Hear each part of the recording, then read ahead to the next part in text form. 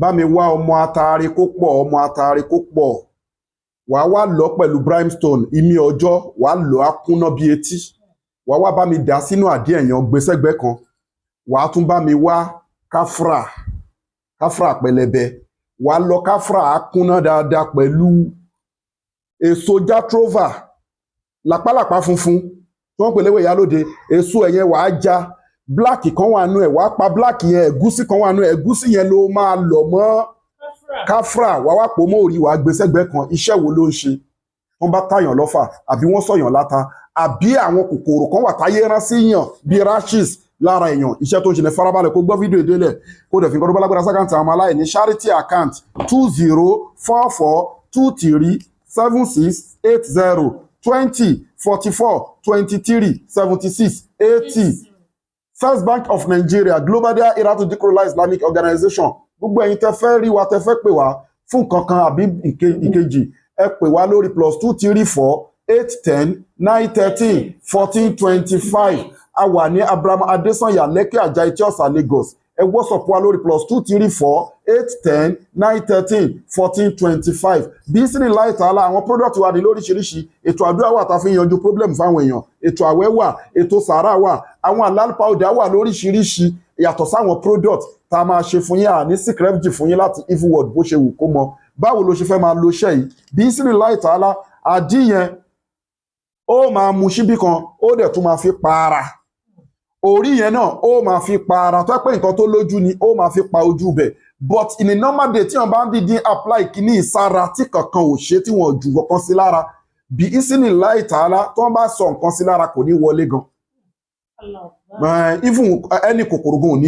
kò ní wá so a máa ń lo natural láì ṣe pé bí wọ́n tàyàn lọ́fà àbí wọ́n sọ̀yàn láta a máa ń lo natural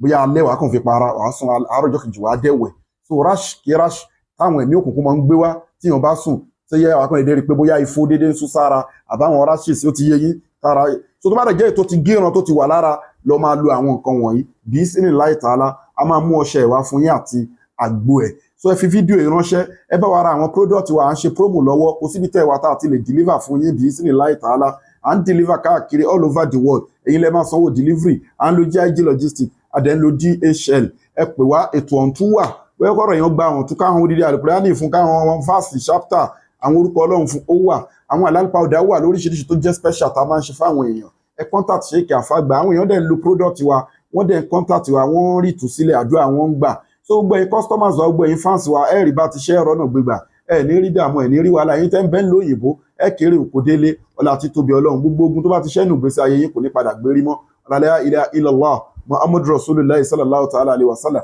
àwọn product wa wà ń bì í lónìí nínú carton bẹ́ẹ̀ ká fi hàn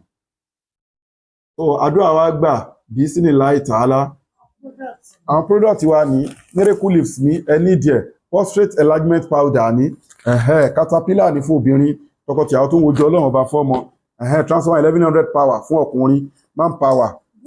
bulldozer met fibroid oyún ìju get memory booster ìsọyè ilé arm fọmọdé àti fàgbàlagbà tó ń gbàgbé nǹkan all in one gbogbo lè ṣe ikú nìkan ni kò lè wò get òun àti miracle leaves first aid ni kò yẹ kó máa kúrò lé kò yẹ kó máa tán lé ó lágbára púpọ̀ jù made in India packed in South Africa 50,000 naira ni àwọn nǹkan tó dẹ̀ wà effective ni àdúrà yẹn àgbà ẹ̀rí bá ti ṣe ẹ̀rọ náà gbégbà iṣẹ́ tí mo kọ́ wa yìí ẹ lọ gbìyànjú ẹ̀ tested and confirmed wọ́n bá sọ̀yàn láta wọ́n tàyàn lọ́fà ó kàn déédéé rí pé àwọn kan ẹ̀ mọ̀ pé ní evil world tí nǹkan bá ń sún síyàn lára kì í ṣe gbogbo ẹ̀ náà ni ó jẹ́ bíi kòkòrò ló jẹ́ natural àwọn míì wà kòkòrò náà lẹ máa pè é ṣùgbọ́n àmì ni ẹ́ńsímà ifo ó wà registered ní evil world tó wọ́n adẹ̀dẹ́sì lẹ́lòmíì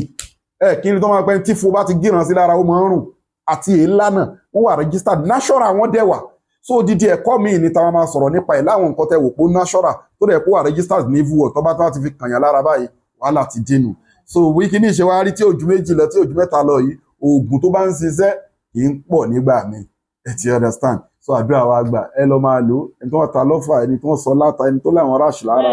ìsìn láì tó aláṣọ. làpálàpá funfun tẹ bá ti lanú ẹ máa rí black nínú ẹ seed ẹ wá la black yẹn tẹ bá ti là ẹ máa rí èso pẹlẹbẹ funfun bí ẹ̀gúsí funfun nínú ẹ. ẹ máa lọ pẹ̀lú káfrà ẹ pò mórí